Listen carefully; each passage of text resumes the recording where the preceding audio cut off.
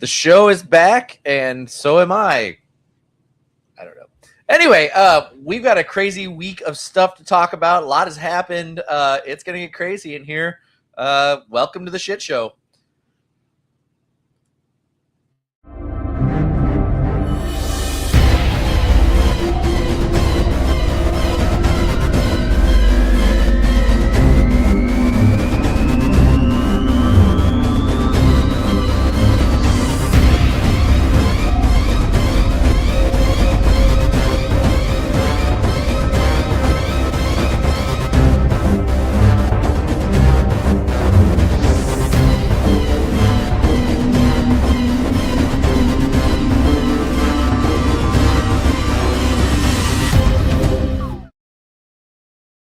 Welcome to Cutting Edge Hero!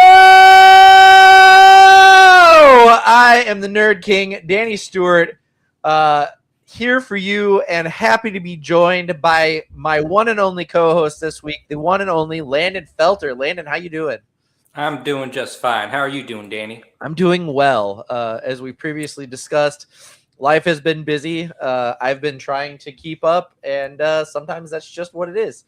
But it's a great week. Things are going well. There's been a ton of cool things announced this week. Can't wait to talk about all of them. But before we get into any of that, Landon, what is the nerdiest thing you've done this week? The nerdiest thing I've done this week. Me and my tabletop RPG group have finally started playing Lancer. Okay. It has been a lot of fun. Quick reminder of what Lancer is. It is a tabletop RPG similar to Dungeons and Dragons, except you are fighting with mechs. Okay.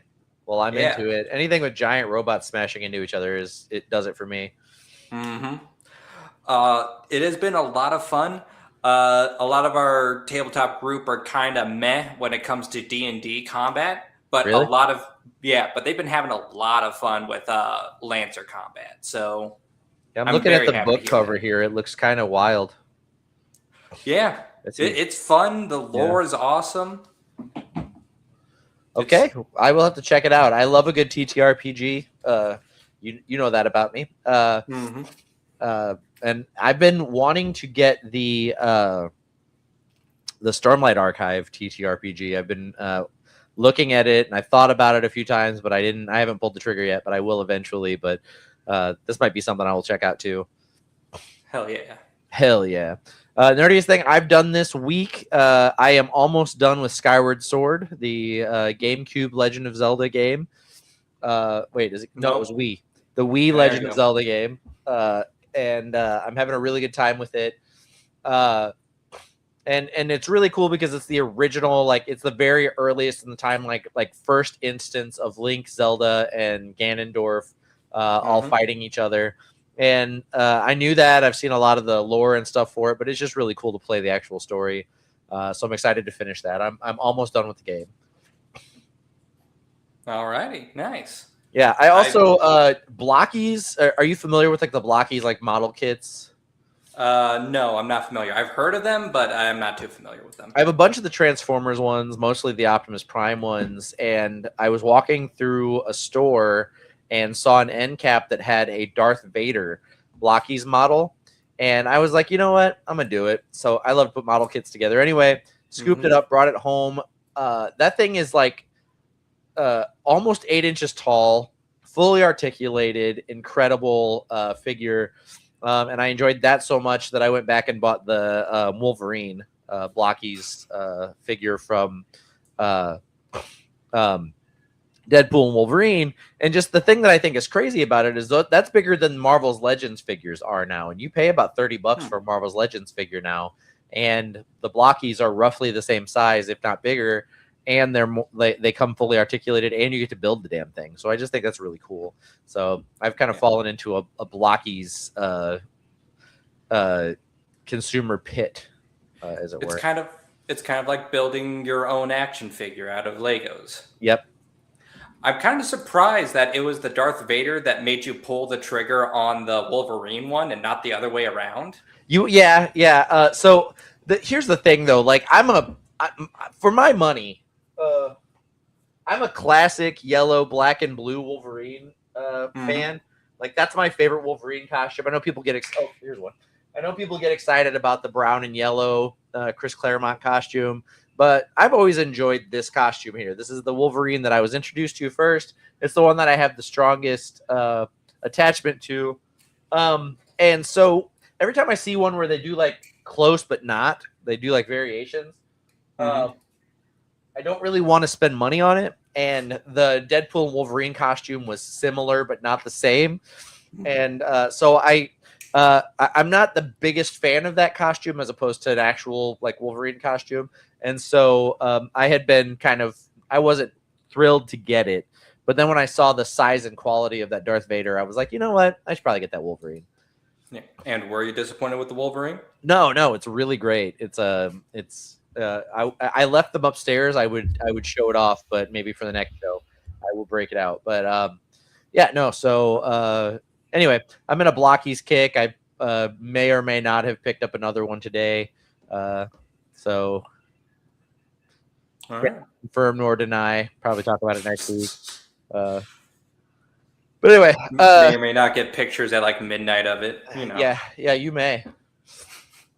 It'll be sandwiched in between all of the dick pics I'm sending you. It'll be dick pic, blocky, dick pic.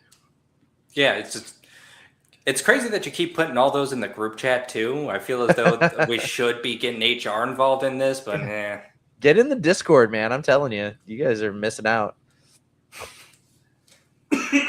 Billy said, hey, Billy Rhodes in the chat. Hi, Billy. Glad you're here. He said, hey, speaking of TTRPGs, did you check out the one I dropped off at your house? Billy dropped off Arkham Horror at my house.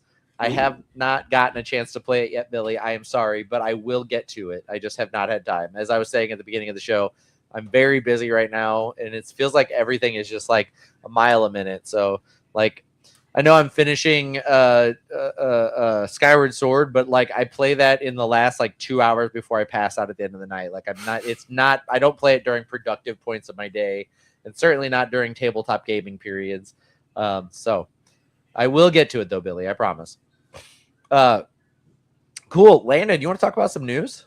Oh, always. Okay. I'm going to fire those bullet points at you.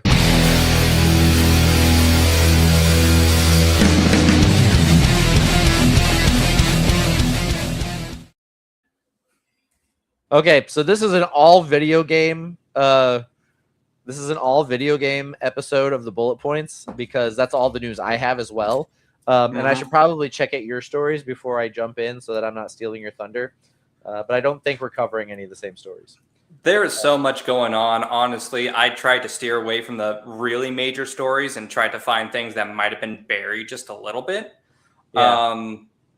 So like odds are we're probably not covering the same thing because it's just going wild right now. Okay, perfect. So I'll kick us off with what I've got. So on Nintendo Direct yesterday, they had a Nintendo Direct at like 11 o'clock, I think, or it might have been earlier in the day.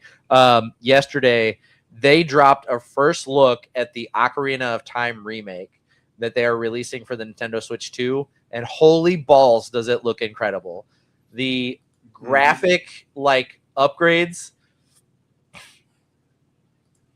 Billy cannot help but break my balls.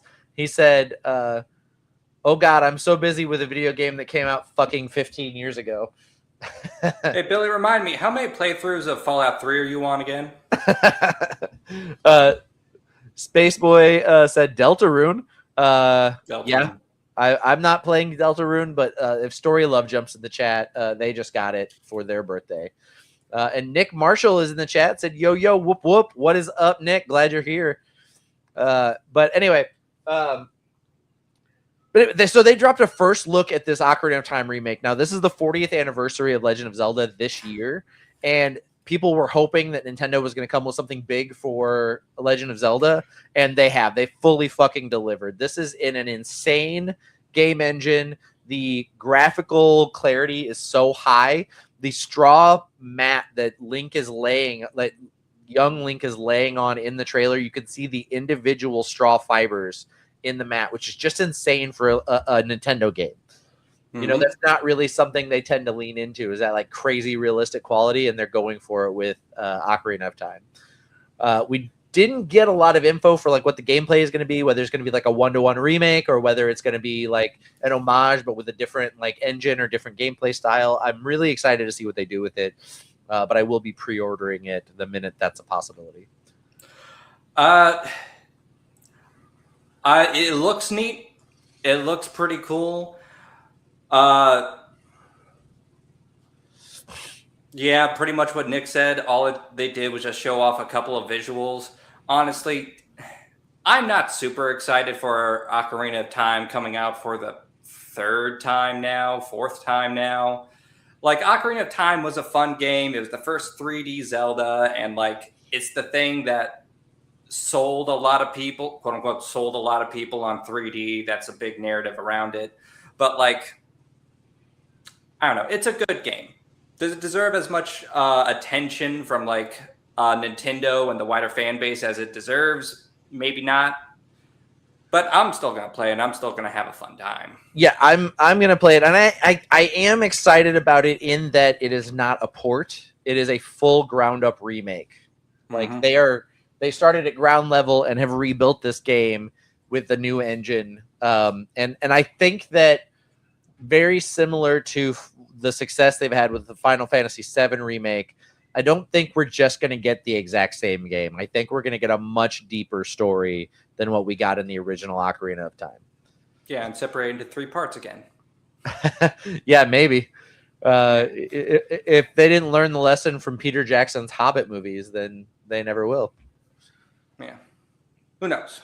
It could be fun. They could really revamp it. They could really, like you were talking about, build it up from the ground up. Like that's already what they're doing. But they could really revamp everything and make this like, the best game of all time again. And yeah, maybe I'll be singing its praises. What I think would be really cool is Legend of Zelda was the very first game to have a New Game Plus. The original game for regular Nintendo is the very first game to ever have a New Game Plus. The engine it was built on, once you finished the game, rebuilt the world, and you had to play it in a way where nothing was where it was the first time you played through it. If you played it a second time on the same save file. So what I think would be really cool is if they leaned into that, and this Ocarina of Time remake was the entire game of Ocarina of Time, and then it, once you finish the game, opened up into an open world with new mechanics, new stories, new adventures for Link post the end of the game. Similar to how Tears of the Kingdom and Breath of the Wild, there's these huge expansive open worlds that you can just play around in. So I think it'd be really cool is if the main story started out linear and you played through the linear Ocarina of Time storyline, and then once that was done, there was more after that was non-linear that you could play around in. Because you go from that to, there's a story in between that and Majora's Mask where you're like, what was Link doing? And I think there's some room to play there if they wanted to. Maybe. Nick said Ocarina of Time in like a Breath of the Wild style would be cool. And they could go with the cell shaded Breath of the Wild like open world, and that's kind of what I'm thinking is that they'll kind of lean into that the replayability that Breath of the Wild and Tears of the Kingdom has had. I think if they could do that and honor the original Ocarina of Time, we could have a really cool experience. Yeah. All right, Landon, what did you have as your first story? We'll just go back and forth. Alrighty. First story. Xbox Game Pass lost millions of subscribers after last year's price hike, according to Xbox CEO. Pretty much what it says on the tin. That whole 50% price increase bit them in the ass like we all said it would, like we all knew it would. And what they thought was going to be a 50% increase in revenue turned out to be a substantial loss. Who would have thunk it? Yeah, can't believe it. You increase the price on something by almost double, and people are like, yeah, never mind. Well, 50%. But yeah. You're right. 50% is not double. Yeah. Yeah. Yeah. It's fun that there's at least a bit of admission of this. There's always like some analyst or something saying saying one thing or the other, but it's always fun to hear something like this straight from the horse's mouth, so to speak. Yeah.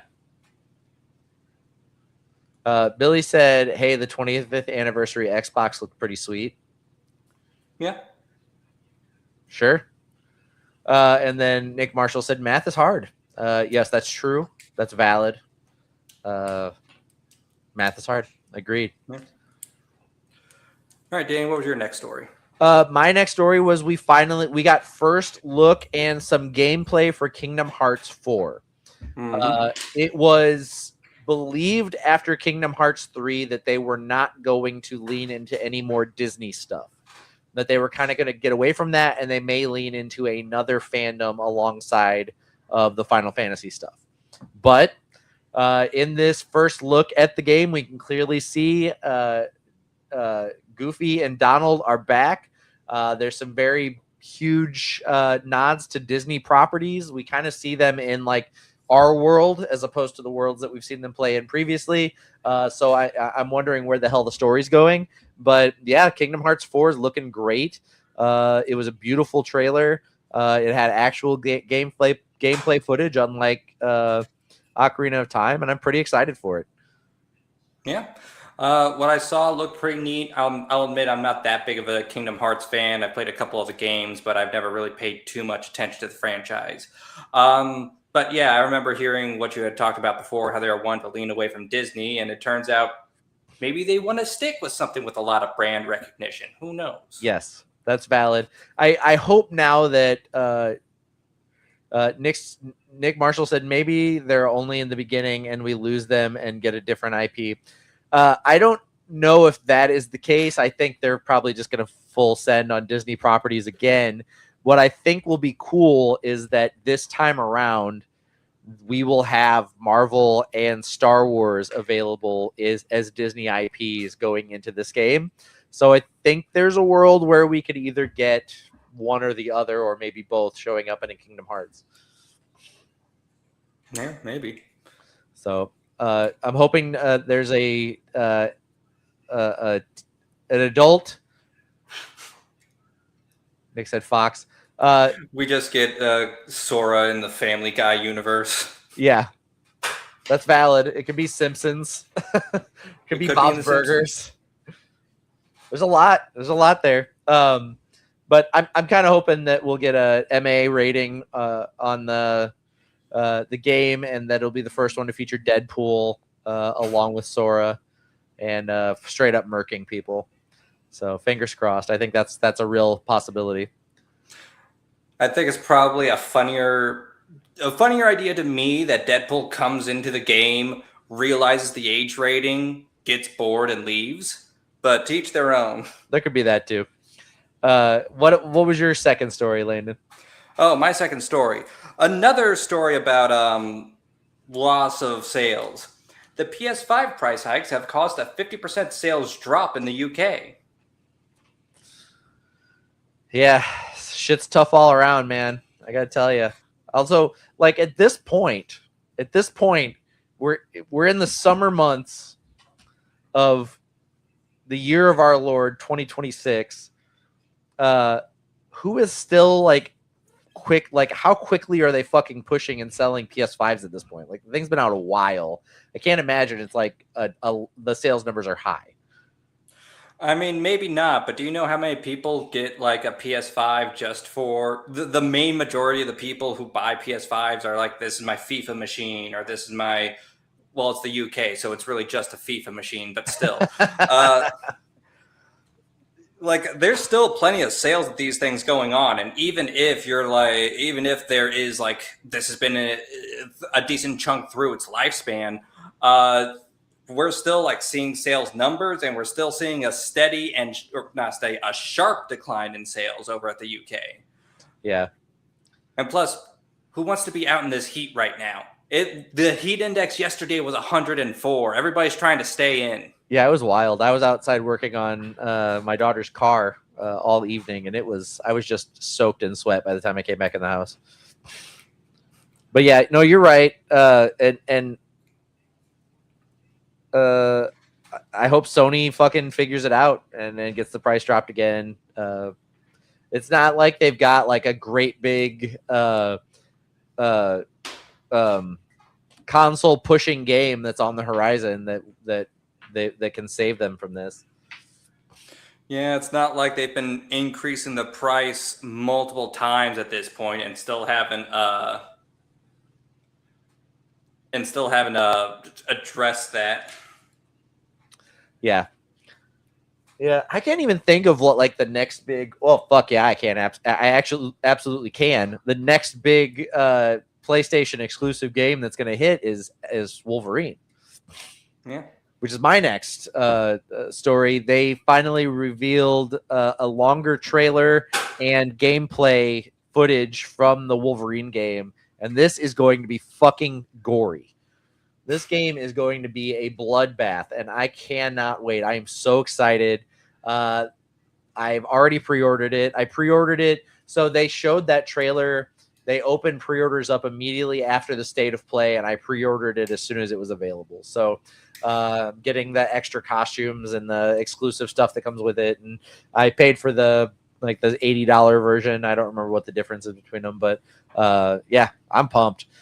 This looks great. I had heard that it was going to be kind of like a God of War style game, like the combat was going to be similar to God of War, but it looks like it's going to be a little bit more dynamic than Kratos's fighting style in the newer God of War games. So I think it's going to be a lot of fun. I'm excited about the city. What's the word I'm looking for? The way he's like moving around the city. The traversal, the city traversal looks cool. The story looks great. We got let's see, Sabretooth showed up, Jean Grey showed up, Mystique. There's gonna be some other X-Men popping up in there. There's gonna be a lot of cameos. I think it's gonna be a really fun game, and I can't wait to get my hands on it. yeah. Another hack and slash featuring a very angry, very tired, nigh immortal killing machine. Yes, exactly. It worked a lot of other times. Why wouldn't it work this time too? I'm here for it. Absolutely. I also saw a story that we may be getting a new Devil May Cry game coming. There was some rumors that might be happening. Speaking of nigh immortal killing machines. Mm-hmm. Yeah, but with a franchise like Devil May Cry, there's always a rumor of a new game coming. That's valid. You might as well be telling me the sun's going to rise tomorrow. Yeah, I know that with the end of 5, they were kind of like, well, this is the end of the story, and like when it picks up, maybe we'll get some more with Nero or whatever. But I just want more Dante. So anyway, Landon, you had one more story, I believe. Yes, one more story. Something that I think was kind of quietly, something that I think kind of went under the radar with everything else going on right now. It's the end of an era, folks. Valve has discontinued physical Steam gift cards. Something that I've been seeing in store shelves ever since I was a young kid. The way I had to get my game money as a young kid, saving up his allowance for, will no longer be restocked in shelves going forward. All the ones out there right now, they're still good. They'll be good until they run out. Valve has said as much. But yeah, they're ending it. Crazy. We are quickly approaching an all-digital game space. And I think this is just another sign of that. Why create physical media if you can just send out downloads? It certainly saves them on the developmental end of things, having to buy and send out and handle fulfillment and all of that. So I can see that being just part of the evolution. Is it great? Probably not. I think it's cool that you can just go buy a gift card and gift it to somebody, and it's a physical thing that you can put your hands on. Unfortunately, I think that's just the writing's on the wall. We're getting further and further away from physical media, especially when it comes to gaming. Yeah, well, kind of. Like I was talking about specifically the gift cards, Danny. Like I know this is a long thing about like physical games, and hey, I miss having physical games as well. But like these were always just a way to get digital games. No, like yeah, it's just missing like a little bit of middleman now. I completely agree with you. I just think that this is a sign of that shift away from physical media, that we're not even doing physical media for gift cards anymore. That Steam, the most popular game market in the world, is like, you know what, gift cards just aren't doing it for us. We think we can just go to digital on that. It's just a sign of the times. Like I think that's just the direction we're headed. Hold on, I want to address this comment that Billy made. Wow, what a great episode of jacking off to PlayStation and turning a blind eye to Xbox. I fucking love Xbox. It's the best console ever. Microsoft does such a good job with their consoles. I think they're the best. I love them. I hope you're happy now, Billy. All right, Danny, you did kind of push down the story of the sales decreases in the UK. You did try to be like, well, who knows? It's kind of the summer months. It's like this going on. It's natural for sales decreases to happen at this time. No, there was a sharp decline. And also, Billy, go ahead and jack off Xbox in the comments for me. Please, go ahead. Add another thing about how the 20th anniversary Xbox looks pretty sweet. Talk about whatever you want. And Danny, go ahead and jack off PlayStation here on the stream. And you two just try to balance each other out. Come on. So, I do unfortunately have a very positive opinion of PlayStation and a very negative opinion of Xbox. I've had no good experiences with Xbox, so I apologize if that is coloring my commentary on the stories that you were sharing, Landon. So I do think that any large company increasing prices whenever it probably isn't necessary is a bad thing, and I think it's great to see their sales dipping whenever it's any huge tech oligarch that is just capitalizing on cornering a market somewhere.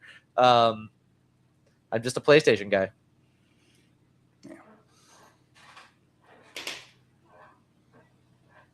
Cool. Well, I hope this news didn't just graze you. This has been the bullet points.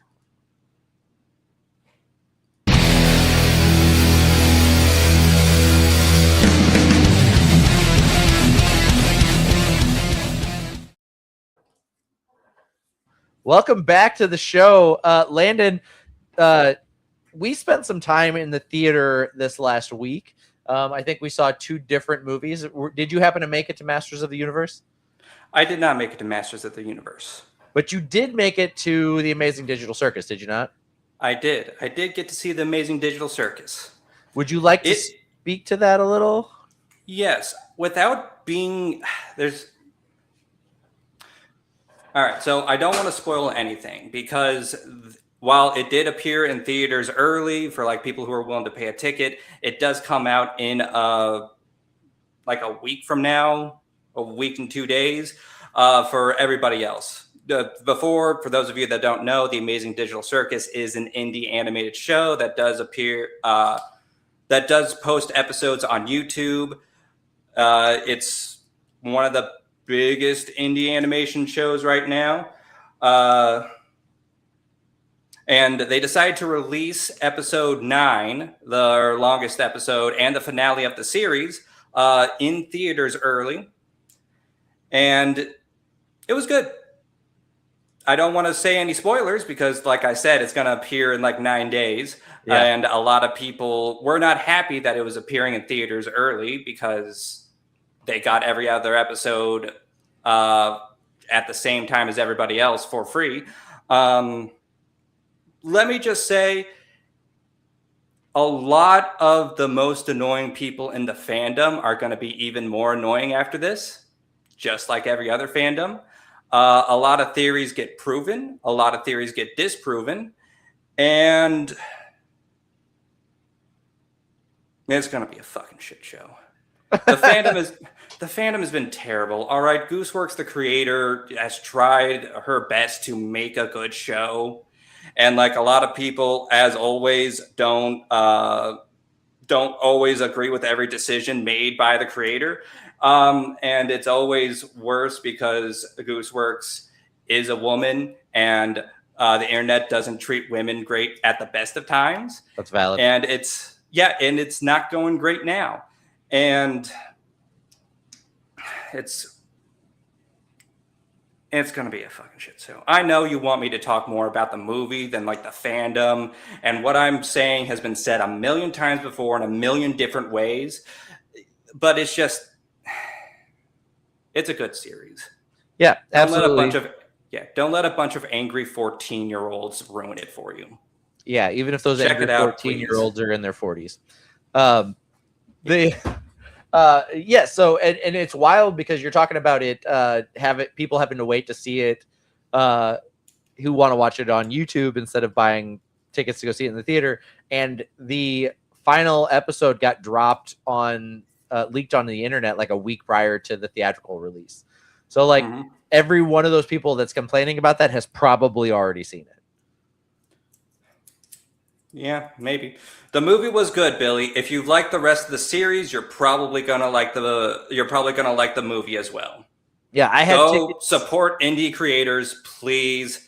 Stop listening to people that are too high in their ivory towers telling you shouldn't do things like buying merch or some shit. Yeah. The movie was good. Yep. Yeah, and it's and I can tell you that from a perspective of someone who owns a business, it's like anytime you're trying to profit off the thing you're doing, people will be like, "Oh, you're just trying to make money." Yes. I would like to be paid for my work. Yes, absolutely. You are correct. And people pivot different ways to make that happen. And obviously, there's a market for the merch that Glitch is selling. So being like, hey, you guys made a bunch of money off of merch, and this was supposed to be an independent whatever, and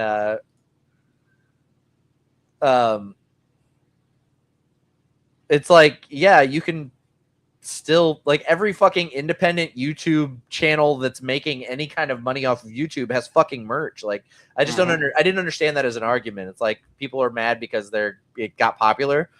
And I understand, like, from an underground sense, it's like whenever you really like a band and nobody's ever heard of them, and then they start to get like a little more mainstream, you move on, or you'll be like, yeah, they were good in their first couple of albums, but like they really lost it later, and it's because the exclusivity that you felt or the elitism that you felt with it has gone away, and your response to it is to trash it now, because other people think it's cool, and you were like fucking edgelord for a minute there, where you knew a thing nobody else did, and now that everybody's hearing about it, it's like, oh yeah, it used to be cool.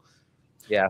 You thought you were so sophisticated for finding this one thing that already started from a major corporation online. You were so awesome and cool for finding that thing. Also, Billy, I didn't comment on this. Yeah, I do kind of like the new Fable. Yeah, and I am excited for the new Halo game. Might actually pick up a Xbox in order to play it, just because it's been a long time since I've played Halo, and I've been feeling the hankering lately. So we'll see about that. Can't wait to hear about it. Good times, good times. So I also went to see Masters of the Universe. Yes. Joey and I, as well as my oldest brother, Mikey, who is the big Master of the Universe fan in our family, and then my brother, Sam, and then we took our kids. We went and saw it, the early release. So it came out, they did an early release on Wednesday ahead of the full theatrical release on Thursday, and I was able to get tickets for that. And it was, first off, I just want to say, it's fucking great.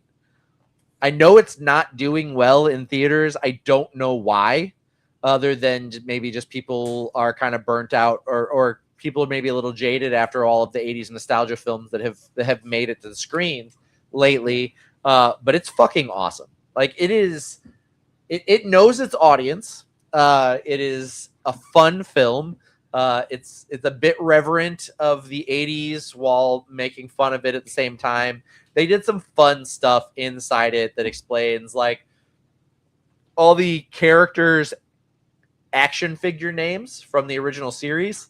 All the people on Eternia, they're like action figure names, aren't their real names, but Prince Adam was sent to Earth when he was 10 years old and he didn't know anybody's real names. So he like drew everybody from Eternia and gave them names, and the names he gave them were their action figure names. And so he shows back up in Eternia, and it's been 15 years. He's a 25-year-old man, and he's referring to everybody as their action figure name, like Randman and Fisto and Mossman and all those Mechaneck. And it was a really funny bit they did in the movie.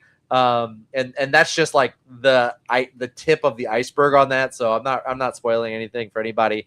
I will tell you, the theater experience for me was especially heightened because I got the most powerful drink cup in the world while I was there. This thing's fucking sturdy as shit. It would be How fun do you to drink out of that? So that's a great question. It's right here. So to this line right here is the drink cup, and the handle, the pommel comes off, and your straw goes right in there. And I think it holds about 20 ounces, maybe a little bit more. I have and will not be putting any liquid in it ever, but it's pretty cool. It's a really cool idea. Like the popcorn bucket and souvenir cup game at the theater has been getting better and better, and I think it peaked right here. I can't imagine a situation where there's a better souvenir drink cup to go with your movie. Because, like, I've wanted a He-Man sort of power my entire life, and I have one now. And this is as good as any Mattel toy they would have put out for it. This thing feels like it would hold up to maybe a little play fighting. It's pretty solid. And it's like almost seamless. Like where this screwed together, it just locked in perfectly. And it's sturdy. And if you were a fan of Masters of the Universe whenever you were a kid, like when I was a kid, the 80s, obviously, when Landon was a kid, it was the 2000s. But this is exactly what He-Man's sort of power looked like that came with the action figure. This is basically just they like hit it with a grow ray and made it this full size. So everything about this just tickles my little 6-year-old Danny's heart. And I was so excited to get this thing. And it was like $35. Like, it wasn't even that expensive. So definitely happy to have it in my collection. The movie is fun. It's a great time. It's beautiful cinematically. I have heard some comparisons to Thor Ragnarok, and that stands up. It's a fun movie. It's intelligent. It's well made. It pays a beautiful homage to the lore of He-Man and leaves room for that broader lore that some of the other series have played around in. It's got 3 post-credit scenes. All of them are great. And it leaves it open for a sequel. I think they have a planned trilogy going that they're working on right now. And then apparently it's not doing well, and the reports came out. The Variety report came out that it's not doing well in theaters. Like, it's not making a lot of money. It was like a $200 million film. But the head of Amazon MGM Studios said that they're going by a different metric than classic tracking for whether a film does well or not. They're going by something different. So like box office sales are not what they're going for. And I imagine that metric is like post streaming to Amazon purchases, and then probably Amazon exclusive toy sales for the franchise after the fact. So I don't know. I hope it gets 3 films because it's great. The cast was great. I told Katrina this after I watched it. Man-at-Arms, Tila's father, He-Man's master, his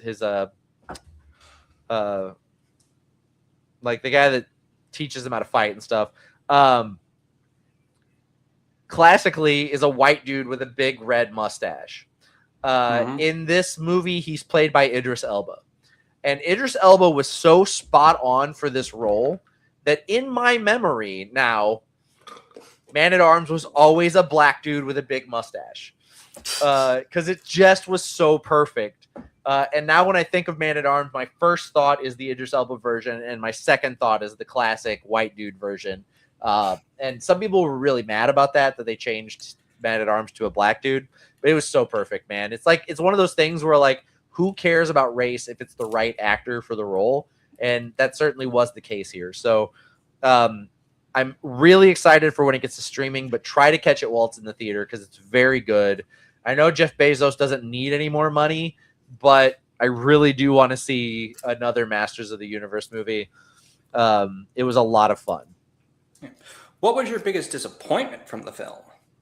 That you can say without spoiling anything. Yeah, absolutely. It is that whenever Cringer becomes Battle Cat for the first time, he just puts armor on and he doesn't get changed alongside He-Man. Oh. Yeah. That's probably my biggest disappointment.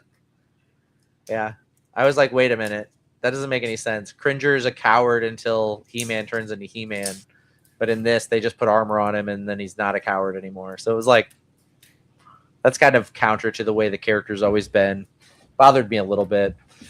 Other than that, I'd say maybe it was a little like it felt like they tried to pack too much into the film. Some of it seemed a little rushed. That probably my other big takeaway. It was fun. It was fun the whole time, but there were some things where I was like, they really could have dwelled on that a little bit longer. How long was the film? It's short. I think it's like an hour and 45 minutes. Like I don't think it's very long at all. Okay, well, damn. Yeah. I actually don't know what the runtime is. Is it like 2 hours, maybe? It felt like it went by. It felt like it went by very quickly. All right. If it's 2 hours, I'm a little less forgiving of that. But if it's like actual standard movie length time and not the 2 hour long fucking thing, then yeah, I can understand being a little rushed at times. Because at this point, like you're expected to include like a little bit of everything in a movie like He-Man. 2 hours and 12 minutes. Okay, well, never mind. I don't forgive him for anything. Fuck him, in fact. Fuck the He-Man movie. It's way better than the original, if that helps. The Dolph Lundgren-led Masters of the Universe from the 80s. I figured you would have a watching party for that at least once a year. I don't know. That one's okay, and just okay. It could be a lot better. But Dolph Lundgren, like his Punisher film, he's never really Punisher through the whole film. His Masters of the Universe film, he's never really He-Man through the whole thing. He just kind of is like this stock character, like barbarian character, which is funny because that's where He-Man's origin is from. He-Man was originally a Conan the Barbarian cartoon that they were going to produce, and then the Conan the Barbarian IP got pulled out of the project, and then it became then they decided to move forward with it and turn it into what eventually became He-Man. What is interesting is that in the beginning of the movie, Prince Adam steals the Sword of Power back from a figure, a giant statue figure in a comic book store. And that figure, that character, is the original Conan version of He-Man before he was turned into the He-Man that we know and love. And then that character, whose name I cannot remember right this second, was also then introduced into the He-Man canon later. So that character does exist in the broader He-Man canon. He just isn't. They introduced great value Conan into the He-Man mythos. Yep. Who was also the original character that He-Man was eventually turned into. So it's like this weird little like Ouroboros.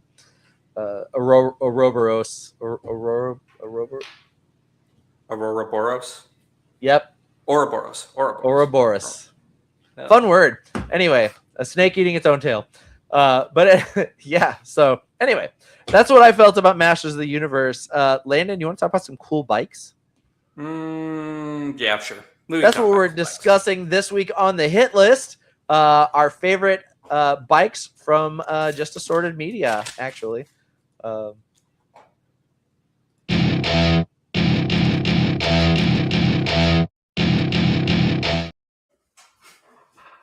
Welcome to the hit list. We are talking about our 5 favorite bikes from all media. Doesn't really necessarily have to be anything specific. You can really find it anywhere that works for you.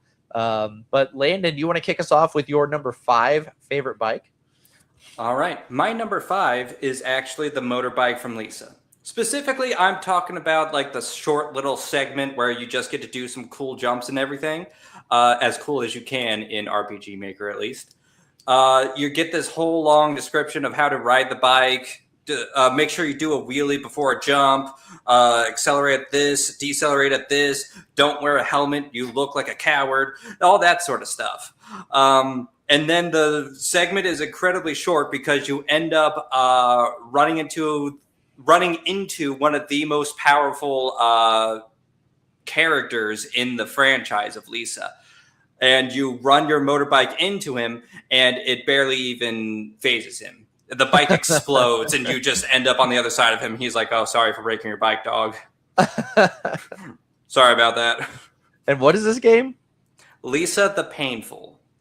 It is a game that I think you would love to watch a playthrough, Danny, but you may not like to play the actual game itself.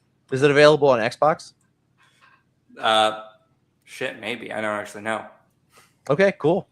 Let's see. Nothing in the comments. My number 5 comes from Pee-wee's Big Adventure, and that is Pee-wee Herman's bicycle. This thing is so cool. It's got a rocket. It's got a bunch of little gadgets. It was so fun. I remember being a kid and watching that movie and being like, man, I wish my bike did all that stuff. And then, of course, if you're familiar with the film, are you familiar with the film, Landon?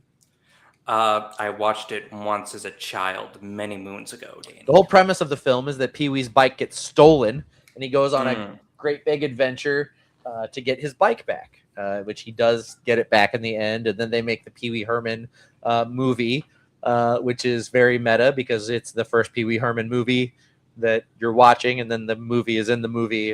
It's very, very funny, very, very interesting for something that started as an adult comedy spoof on Mr. Rogers that then got its own kids show, that then got its own movie, and then the movie was PG-13, so not necessarily aimed at young children. Weird road. Weird road. Yeah. Looks like Nick Marshall said Pee-wee's Red Rocket got to be on my list. Oh, shit.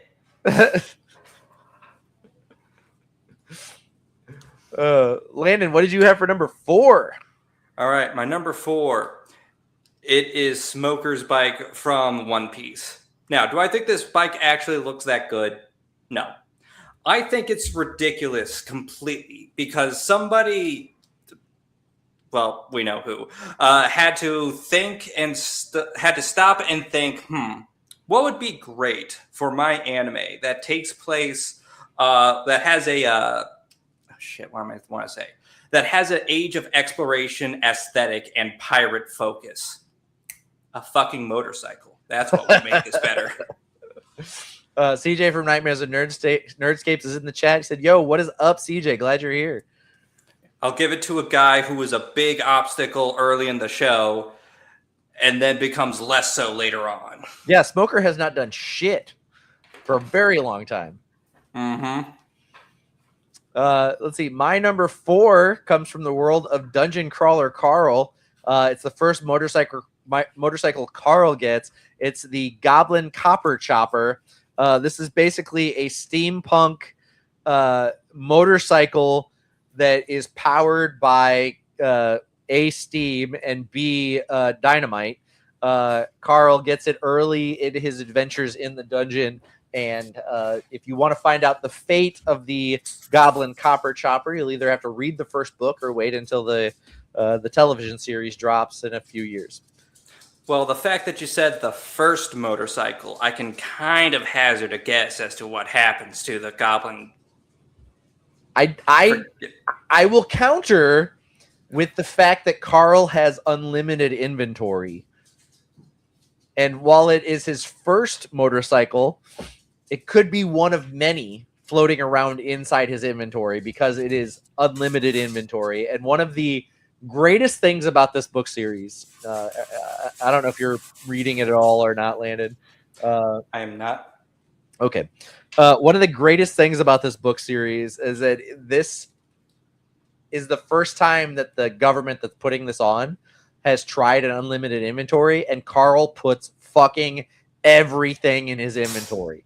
It's constant through the whole book. He's just like, so I put it in my inventory. So I put it in my inventory. So I put it in my inventory. And it's literally fucking anything he puts his hands on in the dungeon or anywhere where his inventory is active, he takes it. Mm-hmm. And it ends up like a proper loot whore, just like anybody who's ever played a Bethesda game. And what's great is that it gives Matt Dinneman the opportunity to turn this shit into something much later. Mm-hmm. Yeah. All right. I got to be right back. Okay. My dogs want to be let out. Yep. Go for it.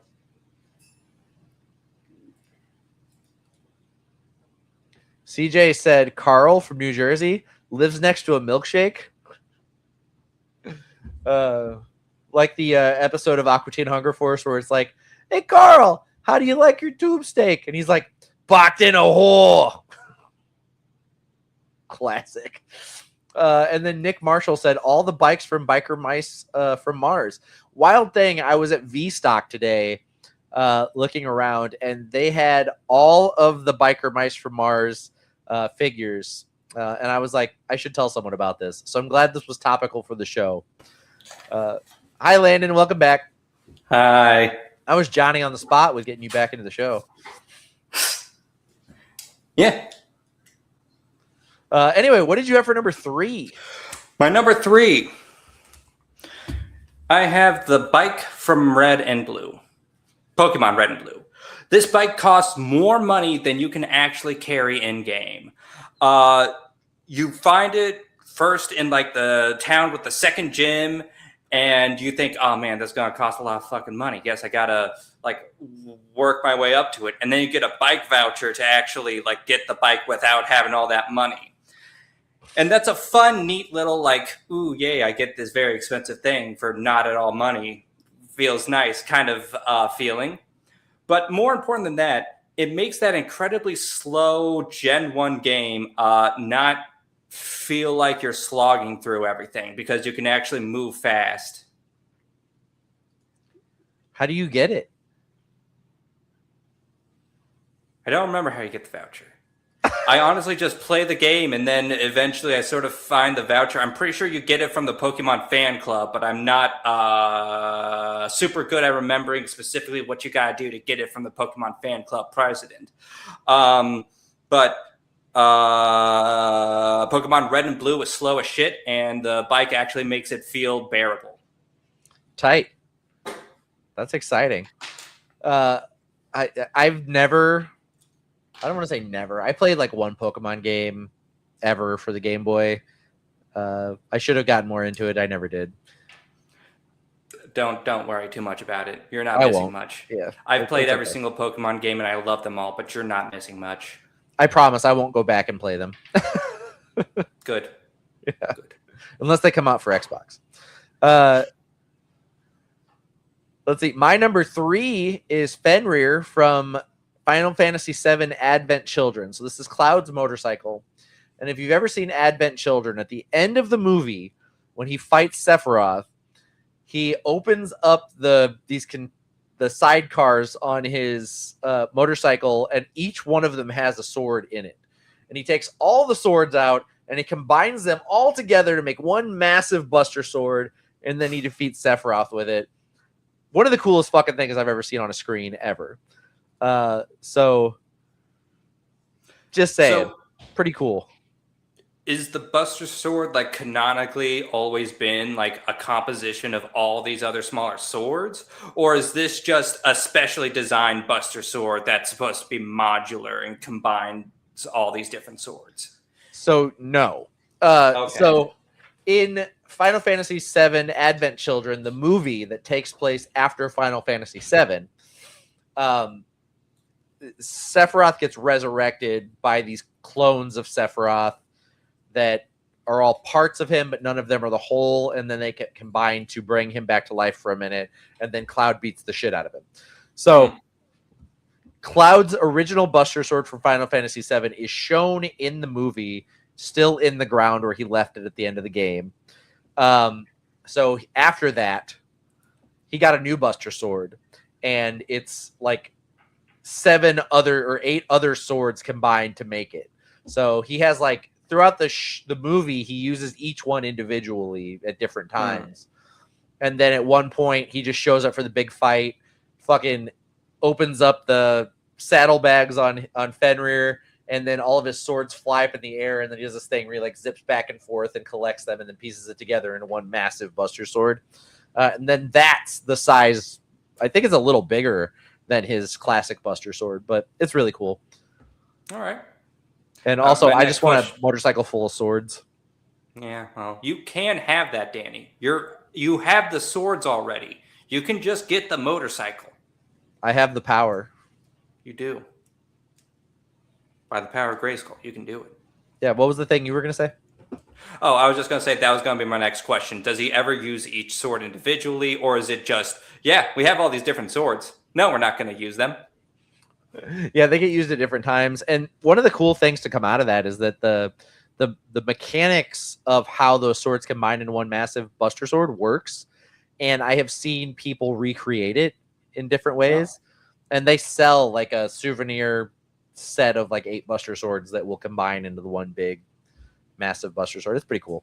But I saw a guy make it out of cardboard. He made all 8 swords individually out of cardboard, and then the thing he made then combined to make the one Buster Sword. It was very cool.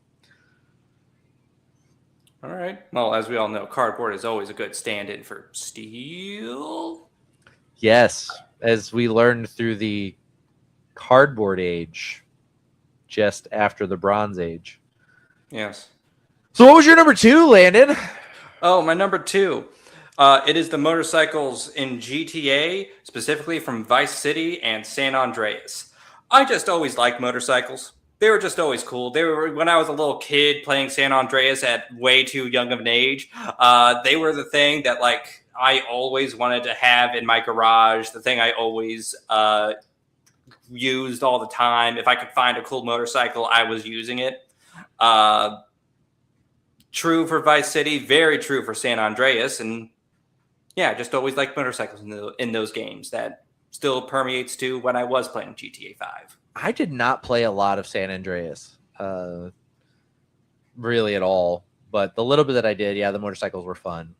Mm-hmm. Nick Marshall said the bike Napoleon and Pedro did them sick jumps on. With them on that. Mm-hmm. Felt like I cut you off. Were you going to say something about the bikes in San Andreas? Oh, no, I was just going to say San Andreas might actually still be my favorite. Yeah, it might actually still be my favorite Grand Theft Auto. So 3, I think, is my favorite, but I played it a lot. I played that and Vice City a lot, and then I just couldn't get into 4. I mean, I started to, and I think I just never put enough time into it to really get to where I enjoyed it. I don't know if I just burned myself out playing the other 2 way too much, but I just couldn't get into it. No, that's fair. That's fair. Yeah. Let's see. My number 2 is the Bat Cycle, specifically the one from Batman the Animated Series. This is you never get to see under the hood on this thing, but it very clearly, when Batman uses it, is a rocket engine with a seat attached to it. And the episodes where Batman was using the Bat Cycle instead of the Batmobile, you knew shit was going down. It was like, oh, Batman had to have some real speed in this one. He's just cruising around in his motorcycle. Like, look at this. He's like fighting Mr. Freeze in this episode. Like, he was like, you know what'd be better than my armored car? This motorcycle. Mm-hmm. I need to be as exposed as possible. I also want to say the Bat Cowl is a helmet. Mm-hmm. And he puts a helmet on his helmet. Yeah, of course he does. That's like a hat on a hat, right? Like he's wearing a helmet on a helmet. It's like a cowl on a cowl. I don't know. It just seemed it's funny because and I wonder if that's something that like happened in the later seasons, like 10 million or 1 million moms got a hold of Fox cartoons or whatever, because in the earlier seasons he didn't wear a helmet, and then he started wearing one later. He didn't always wear a helmet. They were just needing to throw bat-themed things everywhere. They needed that bat helmet to go on his bat helmet. They needed bat there was always the joke about him having a bat-themed everything, and this is just... That's what happens when you're writing Batman for too long, is that you just start inventing random shit to throw in. Also, is this low-key the Batman v Superman costume inspiration for the armored helmet? Because that's exactly what it looks like. I mean, you can only do an armored cowl so many different ways. It's valid. Landon, Yes? are you ready Maybe. to give me Oh, no. your number 1?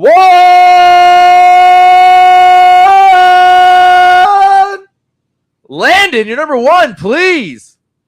My number 1. It's Jackie's Arch / Jackie's Tuned Arch from Cyberpunk 2077. You can see the slight differences visually there, especially with the tailpipes. It is just...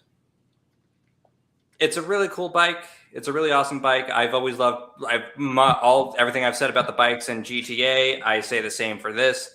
But really, it has a lot of sentimental value.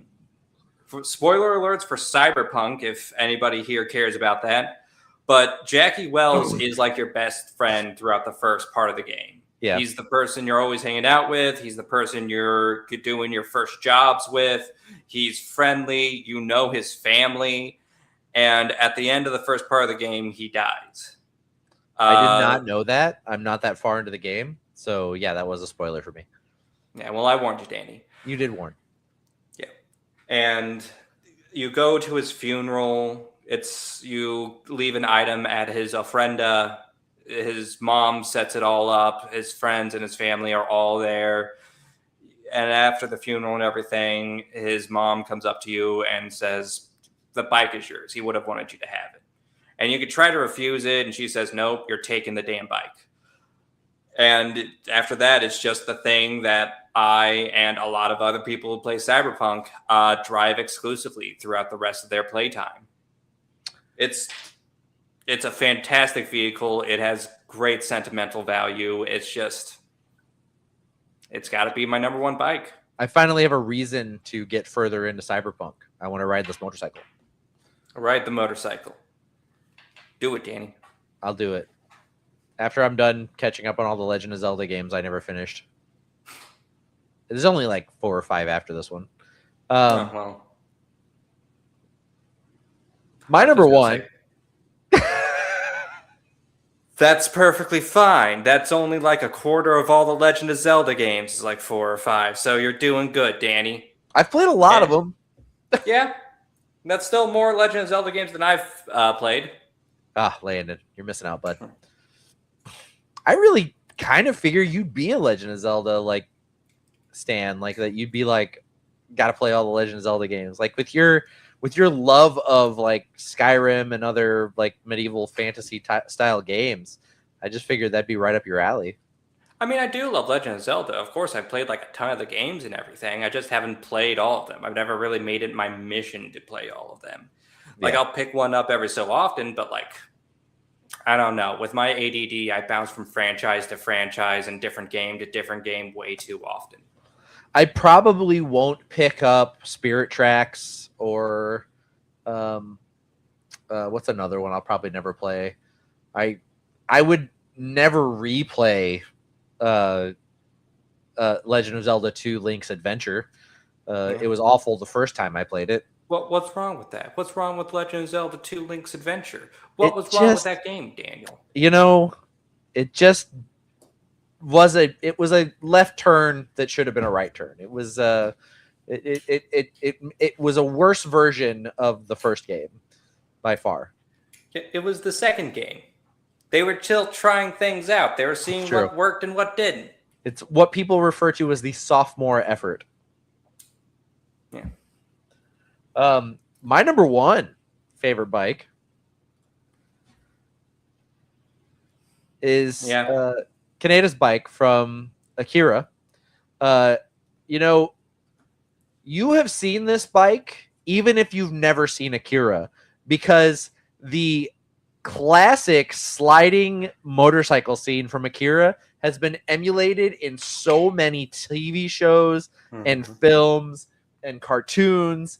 It is just like when they put that in that movie, it was one of the coolest fucking things anyone's ever seen a motorcycle do, and they have emulated it in so many other fucking places, but this is the place where it came from, and this was the motorcycle to do it. And I remember the first time I watched Akira as a kid, I was like, fuck, I want that motorcycle. And I don't have it to drive. I mean, it's up there. I have it on the shelf, but I don't have it to drive. But I fucking love that motorcycle. Mm-hmm. Every kid did. When I was a kid and I watched Akira, I wanted that motorcycle. I really wanted that fucking jacket, but I also wanted the motorcycle. Yeah, the jacket's pretty sick too. I don't even do illicit drugs. Which is the no comment. Right. But anyway, this has been our list for this week. What do you want to do next week? God, I don't know. We did motorcycles. You want to keep well, fuck, it's Pride. It's Pride. Yeah, it's Pride. Do you want to do like Pride stories? Pride stories? Yeah, Pride stories. What is a Pride story? So I would say anything that did a good job of sharing the struggle of the LGBTQIA plus community, and something that had an impact on you that you would like to talk about. All right, yeah, let's do Pride stories. Why not? Yeah, absolutely. Let's do it. Let's celebrate Pride, and we'll do our hit list, our 5 favorite Pride stories from media. Cool. Well, this has been the hit list. I clicked the wrong thing. Hold on. Pretend I didn't.